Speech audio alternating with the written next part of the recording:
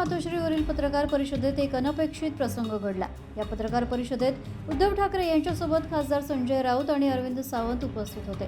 मात्र नेहमीप्रमाणे माजी खासदार विनायक राऊत यांची उपस्थिती यावेळी दिसली नाही। दरम्यान विनायक राऊत यांच्या सुनबाई गिरिजा राऊत यांनी कौटुंबिक छळासह इतर गंभीर आरोप करत तक्रार दाखल केल्यामुळे राऊत कुटुंब सध्या चर्चेत आहे। याच पार्श्वभूमीवर पत्रकार परिषदेदरम्यान उद्धव ठाकरे यांना विनायक राऊत आणि त्यांच्यावरील आरोपांबाबत प्रश्न विचारण्यात आला। मात्र प्रश्न ऐकताच उद्धव ठाकरे काही क्षणासाठी खुर्चीवरून उठले आणि पत्रकार परिषदेतून बाहेर गेले। त्यामुळे उपस्थित पत्रकार आणि कार्यकर्त्यांमध्ये काही काळ संभ्रमाचं वातावरण निर्माण झालं। काही वेळानंतर उद्धव ठाकरे पुन्हा पत्रकार परिषदेत परतले आणि इतर प्रश्नांची उत्तरे दिली। मात्र विनायक राऊत किंवा त्यांच्या कुटुंबियांवरील आरोपांबाबत त्यांनी कोणतीही सविस्तर प्रतिक्रिया दिली नाही। दरम्यान या संपूर्ण घटनेची राजकीय वर्तुळात जोरदार चर्चा सुरू असून विनायक राऊत यांच्यावरील आरोप आणि त्यावर उद्धव ठाकरे यांच्या भूमिकेकडे सर्वांचं लक्ष लागलं। या पत्रकार परिषदेदरम्यान नेमकं काय घडलं पाहूया। खरं म्हटलं तर या सभा नाहीच आहेत। मी कार्यकर्त्यांना भेटायला आलेलो आहे आणि महत्त्वाचा मुद्दा म्हणजे परभणीकरांना धन्यवाद पण द्यायचे, कारण त्यांनी महापूर दिलेला आहे शिवसेनेला। त्याच्यामुळे परभणीकरांना धन्यवाद पण द्यायचे आणि त्याच सोबतीनं तुम्ही बघत असाल की कालपासून ज्या माझ्या कार्यकर्त्यांच्या बैठका झाल्या त्यात मी कार्यकर्त्यांची आणि लोकसभेला ज्यांनी शिवसेनेच्या महाविकास आघाडीच्या खासदारांना मतदान करून विजयी केलं होतं त्या सगळ्यांची क्षमा मागण्यासाठी आलेलो आहे। परंतु एका गोष्टीचा मला नक्की अभिमान आहे की काही गोष्टींना एक विचित्र पार्श्वभूमी असते। तशी विशेषतः परभणी आणि हिंगोलीमध्ये एक अशी आहे की इथून जे निवडून दिले जातात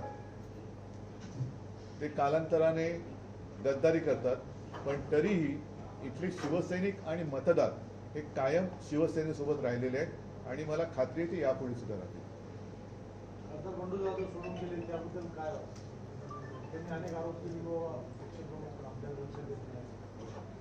लक्ष दिलं असतं ना तर त्यांच्या बऱ्याच भानगडी काढल्या असत्या। दरवेळेस खासदार गद्दारीकडून जातात, परभणीकर त्यांना मतदान करतात, पुढे शिवसेना याविषयी काही ठोस पाऊल उचलणार आहे? आता मुद्दा काय आहे की हे वरवरचं जे तुम्ही म्हणता ही उपाययोजना वरवर करून नाही चालणार। गद्दारीच्या मुळावर घाव घातला पाहिजे आणि जे गद्दार शिरोमणी बसलेत तिकडे मुंबईत निंदे सेना, त्यांचे सगळे उमेदवार लोकांनी ठरवून आता पाडले पाहिजेत आणि गद्दारीची कीड ही महाराष्ट्र पोखरते। त्या किडीला वेळेत जर का आपण चिरडलं नाही तर मग महाराष्ट्र वाचणार नाही, देश वाचणार नाही। मागच्या वेळेस सभेच्या वेळेस मला आता थोडं बैठकीत बोलायला ठेवा ना उद्देशित। सभेमध्ये शपथ घेतली होती साहेब की तुम्हाला सोडणार नाही, पण तरी त्यांनी सोडलं। आता ज्यांनी शपथ घेतली त्यांना त्या शपथेचे चुकी म्हणजे काय शपथ मोडल्याचे दुष्परिणाम तिची काय शक्ती आहे ती आम्ही फक्त आणि फक्त निधीसाठी पक्षांतर केलेला आहे। खाजगी पक्षांतर निधीसाठी केले की आम्हाला निधी भेटत हा, मग त्यांना निधीसाठीच ते गेलेत, खाजगी निधीसाठी। कारण जो निधी खासदार फंड म्हणून मिळतो त्याच्यापैकी किती खर्च झाला हे चॅनलच्याच माध्यमातून म्हणजे साहिल जोशी यांनी ते प्रकाशात आणले आणि तुम्ही सुद्धा त्या बातम्या दाखवल्यात। म्हणजे निधी जो मिळाला होता त्याच्यापैकी किती निधी कुठे खर्च झाला हा सगळा आहे। त्याच्यानंतर माझ्यासोबत आज अनिल देसाई आहेत, अरविंद सावंत हे तर लोकसभेचे आहेत, त्यांच्याकडे या सगळ्या खासदारांचा हजेरीपट आहे। किती वेळा तुम्ही आपल्या मतदारसंघाच्या विकासासाठी तिकडे तोंड उघडलं, किती वेळा तिथे संबंधित मंत्र्यांकडे किंवा इतर ठिकाणी जाऊन तुम्ही बोललात, विषय मांडलेत, ह्याचा सगळा आढावा आहे। साहेब अंतर्गत गटबाजी हे सुद्धा कारण असल्याचं खासदारांकडून बोललं जातंय। अंतर्गत गटबाजी ही मला तशी कुठे काय वाटत नाही, पण तशी ही प्रत्येक ठिकाणी दिसते। म्हणजे काल सुद्धा जे मी म्हटलं की हे ऑपरेशन टायगर त्यांनी नाव दिले, पण ऑपरेशन देवेंद्र आहे का, तर ही भाजपातली अंतर्गत गटबाजी सुद्धा त्याच्यामध्ये असू शकते की कोणाला तरी देवेंद्रला दिल्लीत येऊन द्यायचं नसेल, त्यांना असं वाटत असेल की देवेंद्र दिल्लीत आले तर त्यांचा पंतप्रधान पदाची जी त्यांची संधी ती फुकेल म्हणून त्यांना इथेच गुंतवून ठेवायचं किंवा इथेच संपवून टाकायचं, म्हणून ही भाजपातली अंतर्गत गटबाजी सुद्धा असू शकते। विमान प्रवासानंतर आपली आणि देवेंद्रची प्रवासात जे विमान प्रवास सोबत झाला त्यातले त्या बोलण्यामध्ये जे काही ठरलं ते येत्या काही दिवसात कळेल. दुसरी बाब आहे की 14 ते 19 जे आहे ते भाजप महायुती सरकार होतं आणि आता जे आहे या काळामध्ये मराठवाड्यामध्ये पूर्ण असंतोष आहे. 14 ते 19 मध्ये मराठा आरक्षण असेल, आता या काळामध्ये संतोष देशमुख खून प्रकरण असेल किंवा आता हे खासदार फुटीनंतर मराठवाड्याच्या विकासाविषयी काहीच होत नाही. या महायुतीच्या काळामध्ये जेवढं होईल तेवढं मराठवाड्यावर अन्याय आणि असंतोष कसा राहील बघा, तेच पाहिजे. मी तसं बघितलं तर देशातल्या कोणत्या राज्यामध्ये संतोष आहे? कोणत्याच राज्यात नाहीये. आणि मी ज्या वेळेला मला मुख्यमंत्री पदाची जबाबदारी स्वीकारावी लागली होती त्या 2.5 वर्षाच्या काळात माझ्याकडनं जे काय करता येणं शक्य होतं ते मी करण्याचा प्रयत्न केला आणि करत होतो. दुर्दैवाने सरकार पाडलं गेलं गद्दारी करून. कारण मी म्हणेन की आमचं सरकार चांगलं काम करत होतं, ते यांना बघवलं नाही. कारण यांचं कसं आहे की लोकांना झुंजवत ठेवायचं, मराठेतर करायचं, जातीपातीत संघर्ष निर्माण करायचा आणि सुखनेव सत्ता भोगायची. हे ह्या महायुतीचं आता सत्ता भोगण्यामागचं गुपित आहे. आणि म्हणून तुम्ही पाहत असाल की आज पेपर फुटत आहेत, मंत्री फुटत आहे, आपलं खासदार फुटत आहेत, सगळं फुटाफुटीत चाललेली आहे. पण कोणी कोणाकडे बघायला तयार नाही आहे. तिकडे जंतर मंतरला सगळे तरुण जमलेत. राज्यामध्ये आता काल सुद्धा TETचा पेपर फुटलेला आहे. सगळं म्हणजे कोण अंधाधुंद चाललेली आहे. कोणी तसा आनंदी या राज्यात दिसत नाहीये. राम मंदिर मधून जी काही रक्कम चोरीला गेली त्यानंतर देखील सरकार कुठेतरी सिरियस दिसत नाहीये. कारण तो त्याने धंदा केला. म्हणजे त्यांनी, मी दुर्दैवाने हा शब्द सारखा वापरेन कदाचित, कारण परिस्थितीच तशी आलेली आहे की प्रभू श्रीराम राम मंदिर हे आमच्या सगळ्यांचं आणि आपल्या सगळ्या हिंदूंचं एक श्रद्धास्थान आहे. तिकडे यांनी मंदिर नाही तर मग मी असं नाईलाजाने म्हणेन दुकान उघडले की काय, की रामाच्या नावाने यांनी काय धंदा सुरू केलाय की काय. कारण अनेक जणांनी त्याच्या मागे कारसेवकांचे बळी गेलेले आहेत, जीव दिलेले आहेत. अनेकांना तिकडे जो काही बेसुमार लाठीमार वगैरे झाला होता, गोधरा हत्याकांड झालं, अहमदाबाद झालं, हे सगळं जे काय घडलं ते कशासाठी घडलं? तर तिकडे एक पवित्र राम मंदिर उभं राहावं, प्रभू श्रीरामचंद्राची जी जन्मभूमी आहे तिकडे अभिमान वाटावा असं मंदिर उभं राहावं. पण त्या मंदिराच्या आडून जे काहींचे धंदे चाललेत ते अत्यंत घृणास्पद आहे. आणि मला असं वाटतं की मंदिर वही बनाएंगे, आता त्याचा अर्थ कळतोय की कशासाठी यांना मंदिर बनवायचं होतं. आम्हाला ते श्रद्धेसाठी बनवायचं होतं.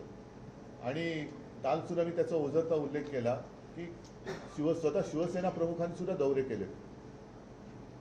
ते शिलापूजन संभाजीनगरमध्ये केलेलं मराठवाड्यात, तेव्हा प्रमोद महाजन सोबत होते, इतर सगळे सोबत होते.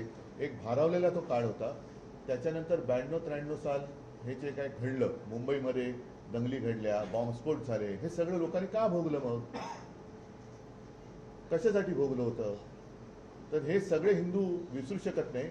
आणि ही हिंदुत्वाची गद्दारी आहे. मी सातत्याने जे सांगतोय की नुसती ही तर वरवरची झाली, आमदार खासदार फोडणं ही गद्दारी, त्याचा फंडशाप काय पाडायचं तो मतदार पाडतील. पण राम मंदिरामधनं जे काय दानपेटीतनं किंवा इतर काही जी काही चोरी चालली आणि त्याचे जे काही मामले उघडकीस येत आहेत ते बघितल्यानंतर ही हिंदूंशी केलेली गद्दारी आहे, हिंदुत्वाशी केलेली गद्दारी आहे. नीट परीक्षेचा पेपर फुटला, त्यानंतर CETचा फुटला. आता नीटचा पेपर फुटल्यानंतर ऐका नीटचा पेपर फुटल्यानंतर केंद्रस्थान कुठे होतं? महाराष्ट्रामध्ये. म्हणजे ही लाजिरवाणी गोष्ट आहे, लाजिरवाणी गोष्ट आहे. आणि हे सगळेच्या सगळे जे पकडले गेले ते जे काही मी तुमच्याच माध्यमातून ऐकलं, पाहिलं, वाचलं, हे कोणत्या परिवाराशी संबंधित होते? काय झालं? त्यांची आता नावं पण कोणाला माहिती नाहीये, नावं पण विसरले. पुढे काय केलं? त्यांच्यावरती कारवाई म्हणून काय केलं? नुसतं आतमध्ये टाकले. पण मला 100% माहिती आहे की ते एका विशिष्ट परिवाराशी जर ते संबंधित असतील, जे मी प्रसारमाध्यमातून पाहिलं आणि वाचलं, तर हे विनासाहेब बाहेर पडतील आणि पुन्हा हे पेपर फोडायला मोकळे. म्हणजे काल TETचा पेपर तर 1.5 कोटीला विकला जाणार होता. ठाणे जिल्ह्यात फुटला. आता ठाणे जिल्हा काय तुम्ही करणार? कुठे पेपर फुटत आहेत, मंत्री कुठे आहेत, खासदार फोडत आहेत. महाविकास आघाडीमध्ये परभणीमध्ये विधान परिषद निवडणुकीमध्ये काँग्रेसचा उमेदवार पडला. उबाठा नाही, उद्धव बाळासाहेब ठाकरे. कारण ज्यांच्या घशात बाठा अडकतो बाळासाहेबांचं नाव घ्यायला ते उबाठा म्हणतात. तर ते उद्धव बाळासाहेब ठाकरे. बाळासाहेब हे नाव असं घेऊ शकत नाहीत. बाळासाहेबांचे जे विचार मानतात त्यांच्या घशात बाळासाहेबांचं नाव घेताना बाठा अडकायचं कारण नाहीये, आणि ज्यांच्या घशात बाठा अडकतो त्यांना त्यांचं ऑपरेशन केलं पाहिजे. विधान परिषदेच्या निवडणुकीमध्ये कारण हे बहुतेक सगळे एसनशी आहेत ना, ते असं म्हणतात. एसनशी गट जो आहे गद्दार, एसनशी त्यांच्या नावातच शी आहे. महाविकास आघाडीची एकत्र आहे. महाविकास आघाडीच्या उमेदवारामध्ये परभणी स्थानिक विधान परिषदेमध्ये एक उमेदवार राहायला काँग्रेसचं उभं टाकला आणि सगळी काँग्रेस त्यांच्या बाजूने उभं टाकली, त्याच्यामुळे आपला उमेदवार पडला. आता या सगळ्या गोष्टी नाही सांगतो तुम्हाला, या सगळ्याचा अनुभवाचा एक कुठेतरी आढावा घ्यायला पाहिजे. आणि मी एक 15-20 दिवसापूर्वी इंडिया आघाडीची बैठक झाली, त्याच्यामध्ये मी आणि संजय राऊत ऑनलाईन उपस्थित होतो. आम्ही त्यांना हेच सांगितलं की आपण लोकसभेनंतर आज भेटतो म्हणजे त्यावेळेला अशा बैठका या वारंवार व्हायला पाहिजेत. कारण नुसतं नेत्यांमध्ये एकमत होऊन चालणार नाही. शिवसेना आणि भारतीय जनता पक्षाची जी युती 25-30 वर्षे टिकली होती, ती ज्याला तळागाळातला कार्यकर्ता एकजुटीने उभा राहणं म्हणतात तसं राहिला होता, म्हणून ती युती 25-30 वर्षे टिकली होती. महाविकास आघाडी जर का यापुढे टिकवायची असेल तर ती एकट्या कोणत्याही पक्षाची जबाबदारी नाही, त्यातल्या सर्व घटक पक्षांची जबाबदारी आहे. मग त्याच्यात आम्हीही आलो, काँग्रेस, राष्ट्रवादी सगळेच आले. तर त्यांनी नुसतं नेत्यांनीच नव्हे तर स्थानिक पातळीवर सुद्धा ही एकवाक्यता होणं गरजेचं आहे. सर, तुमच्या महानगरपालिकेला विमान प्रवासाची चर्चा अजूनही सुरू आहे. काल एकनाथ शिंदे असं म्हणाले की विमानापेक्षा विमान महत्वाचं आहे. असं बेईमान म्हणतोय. हा. देवेंद्र फडणवीस यांना माहिती आहे की उद्धव ठाकरे कसे आहेत. आणि बेईमान कसं आहे ते पण माहिती आहे. जो शिवसेनेशी इमान राखू शकत नाही तो देवेंद्र फडणवीसाची पण राखणार नाही, हेही त्यांना माहिती आहे. आता झालेल्या विधान परिषद निवडणुकीमध्ये जरी काँग्रेस विरोधात असली तरी देखील आमदार राहुल पाटील यांनी जुळाजुळ केली होती. पण ऐनवेळी खासदार जाधव यांनी काही मतं वळवल्याची चर्चा आहे. त्यामुळे आपल्याच उमेदवाराला आपल्याच पक्षात आता चर्चा म्हणजे काय, ते सिद्धच झालं ना. सर, तुम्ही दिलेली कर्जमाफी आणि याच्या दोन काय फरक? आपण दिलेली, आपल्या सरकारने दिलेली कर्जमाफी आणि आत्ताच्या यांनी दिलेली कर्जमाफी. पहिलं म्हणजे शब्दात फरक आहे. मी कर्जमुक्ती दिली होती आणि कर्जमाफी म्हटले, कारण मी माफी शब्द शेतकऱ्यांसाठी वापरू शकत नाही. माफी ही गुन्हेगाराला दिली जाते, शेतकऱ्याला नाही. शेतकरी हा आपला अन्नदाता आहे, त्याच्यामुळे त्याचं जे एक ऋण आहे आपल्यावर, त्यातून आपण मुक्त होऊ शकत नाही. या भावनेतनं मी केलेली ती कर्जमुक्ती होती. आणि मला माहिती आहे की संपूर्ण काही मी समाधान कोणीच देऊ शकत नाही, पण कोणती अट शर्त वगैरे न टाकता ज्यांचं थकीत कर्ज 2 लाखापर्यंत पीक कर्ज होतं त्या सगळ्यांना मी कर्जमुक्त केलं होतं. आपण सगळे त्याला साक्षी आहात. 2च वेळा फक्त ते आपले सेवा केंद्र का काय आहे तिकडे गेल्यानंतर ती हे केल्यानंतर थेट त्याच्या खात्यात पैसे गोळा झाले होते. नाईलाजाने काय झालं की करोना सुरू झाला आणि नियमित कर्ज परतफेड करणारे जे शेतकरी होते त्यांना आम्ही प्रोत्साहनपर 50,000 रुपये जे देणं जाहीर केलं होतं ते देऊ शकलो नव्हतो. ते द्यायला सुरुवात केली आणि आमचं सरकार पाडलं गेलं. मंत्री चंद्रकांत पाटलांनी विश्वास नागरे पाटील शाखेमध्ये जावं असं आवाहन केलं आहे. शाखेवर 3 वेळा बंदी आणायचा प्रयत्न केला, ती देशद्रोही संघटना नाही असं देखील त्यांनी म्हटलेलं आहे. कोणी? चंद्रकांत पाटील यांनी. विश्वास नागरे पाटील गेले होते. चंद्रकांत पाटील यांनी विश्वास नागरे यांचं समर्थन केलं आहे शाखेमध्ये जाण्याचं.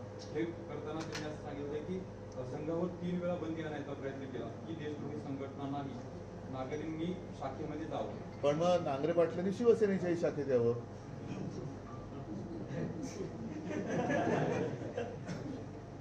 वल्लभभाई पटेल यांनी बंदी आणली. वल्लभभाई पटेलांनी आणली होती, इंदिरा गांधींनी बंदी आणली होती. वल्लभभाई पटेल महत्त्वाचे. चंद्रकांत पाटीलांना इतिहास थोडासा सांगावा लागेल.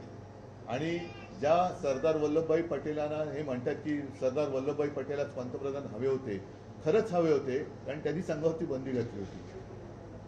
खासदार बंधू जाधव तुमचे खूप निकटवर्ती होते. हो ना. त्यांना काय संदेश देणार सर? काय संदेश द्यायचा? आता मतदार संदेश देतील, मी काय देणार. चला, धन्यवाद. हा, जय महाराज. पाथरीमध्ये अनेक वर्षांपासून छत्रपती शिवाजी महाराजांचा पुतळा उभारण्याची मागणी होती. आता जे नवनिर्वाचित आमदार झालेले आहेत त्यांनी काल मध्यरात्री विना परवानगी तो पुतळा बसवलाय. तुमचा दौरा आहे त्या पार्श्वभूमीवर लक्ष दुसरीकडे केंद्रित करण्यासाठी तो प्रकार केला असं देखील म्हणलं जातंय. नाही, मला नाही वाटत त्यावेळी. धन्यवाद.